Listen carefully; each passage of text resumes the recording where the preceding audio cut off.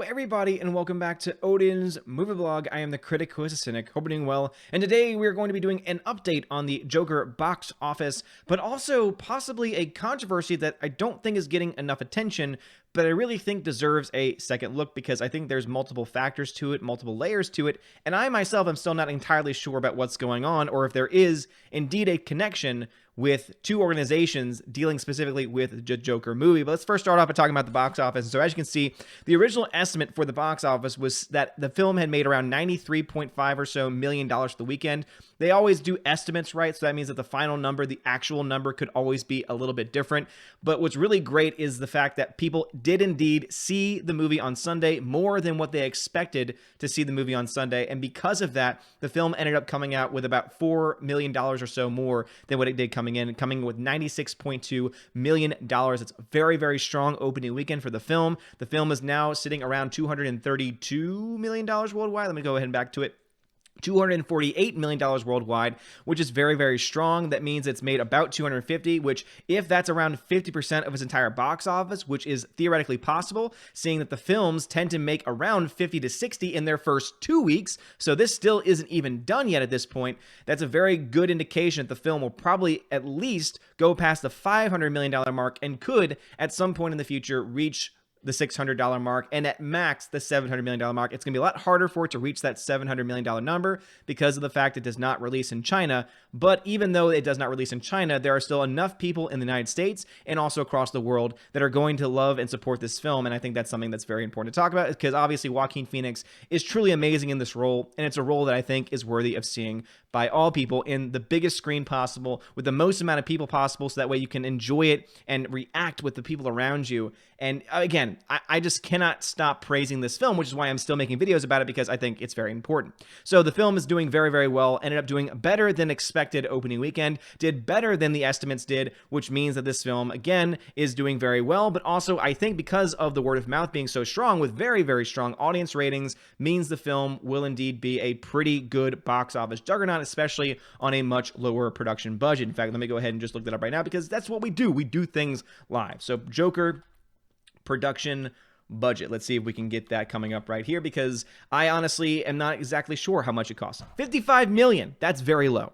That's a very low production budget, right? So when we're in the age of films that are at the very least $100 million to be a superhero film, with the case of Marvel getting well over the $100 million mark because of all the visual effects, the fact that this film only costs $55 million, which means if you take about half of that and add it onto it, means around what, $80 million it costs to make and to promote this film, estimate, right? And the fact that it gets around 60% of the entire box office, this film has already made money, which means everything that it makes from this point forward is profit.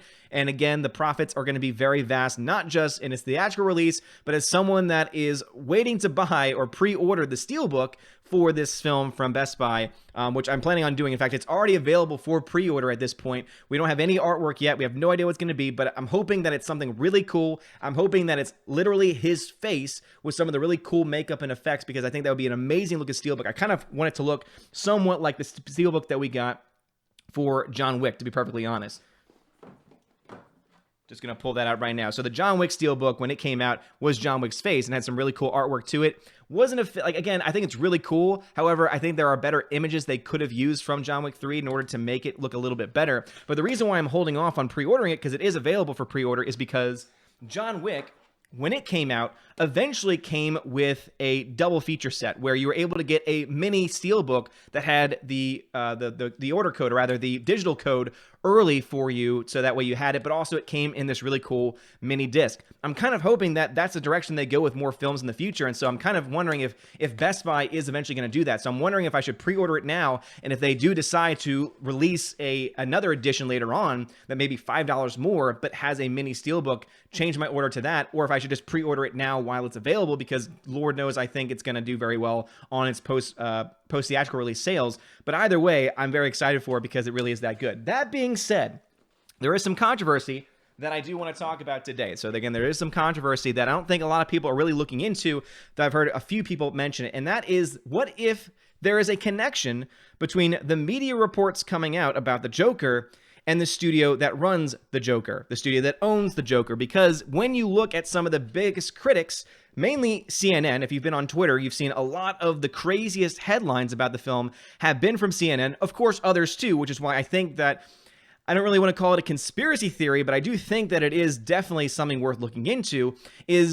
Could it be possible that the reason why CNN is drudging up all of these articles and all of these headlines because the owners of Warner Brothers are the same owners of CNN? For those that don't know, Warner Media, LLC, is a division of Time Warner Cable, right? So Time Warner is the giant corporation, and they own a lot of different companies. But Warner Media specifically owns CNN. So for those that want to know, Warner Media News and Sports, which is one of the many units of Warner Media, this is a division for news channels responsible for CNN, CNN International, and also HLN, as well as Turner Sports, Bleacher Report, AT&T Sportsnet, MLB Network, and NBA TV. Now, why do I bring this up? Well, some of the biggest criticisms and some of the biggest news stories that have been coming out trying to claim that there's violence attached to the Joker and have been begging essentially for violence to happen have been coming from CNN. Now, the reason why this argument does not hold too much water is because there are also reports coming from many other publications too that are not owned under Warner Media. But in my mind, the most egregious headlines and the most consistent seem to be coming from CNN, at least on Twitter. Obviously, there's many other places to receive news, so I could definitely be wrong on this point, but many of them have indeed been coming from CNN. And so my conspiracy theory, or at least my question mark, is could it be possible that the reason why we're seeing all of this news coming from CNN, specifically CNN and not necessarily the others, be because they understand that the controversy that's being drudged up by these reports might actually be helping the film do better financially speaking. I think that there's an argument that could be made that creating this controversy is creating the atmosphere needed for this film to do better financially speaking. However, because of the fact that there's other media personalities and media outlets that are also taking part in this, and very well, it just could be the fact that CNN wants to compete with that because obviously it's all about ratings, it's all about clicks. It makes me wonder if this is being done for nefarious purposes of them trying to get more money for the film, or if it's just CNN being CNN and just trying to essentially be the loudest name in news, not really caring about facts, not really caring about anything else, which is something that they have really started to double down recently ever since 2016. I'm kind of in this dark moment where I honestly don't know. I really don't know at this point if they're making these headlines for the sake of getting clicks for their news articles, or if they're doing it because of some correlation between Warner Media and the fact that Warner Brothers is the one that distributed this film overall. I don't know. What do you think? I don't know if anyone else has been talking about this or if anyone else has more information about this, but please let me know if you have anything, because I think it is something that should be talked about and something that might need to be looked into, because as much as I love the Joker, which I definitely do, I am not a fan, and I do not support dredging up and drudging up all of this nonsense in the media if they were doing it solely to get clicks, because what they're doing, and I still stand by this point, is they are the ones in the media that are actually laying the groundwork for someone to actually act upon all of the things that they're putting out there. And if anyone is going to be violent, it's not going to be because of the Joker movie. It's going to be more to do with the atmosphere that's been created by the mainstream media, which I think is something that definitely needs to be talked about still. But I really hope that there is not this direct connection here, because it would really piss me off if Warner Brothers was in tandem with Warner Media trying to create the atmosphere, not because of simply CNN wanting to get clicks and news and reviews and the people that run CNN trying to do that, but because they're trying to send more people to the theaters by creating this faux outrage. What do you guys think about this? Again, I'm stumped. I don't know whether or not there is indeed a direct correlation or not. Obviously, they're owned by the same company, which means that we should definitely look at it. It's definitely not something that's just, a speculation or rumor that has no merit to it, right? I've shown you the fact that they are indeed in cahoots with each other, or at least, the very least, they're under the same corporation. But could it be that these corporations are so large that there is no direct communication between some of these branches? I don't know. Let me know your thoughts on this in the comment section below. Again, I'm really glad to see Joker's doing well. I think it's a great film that everyone needs to see.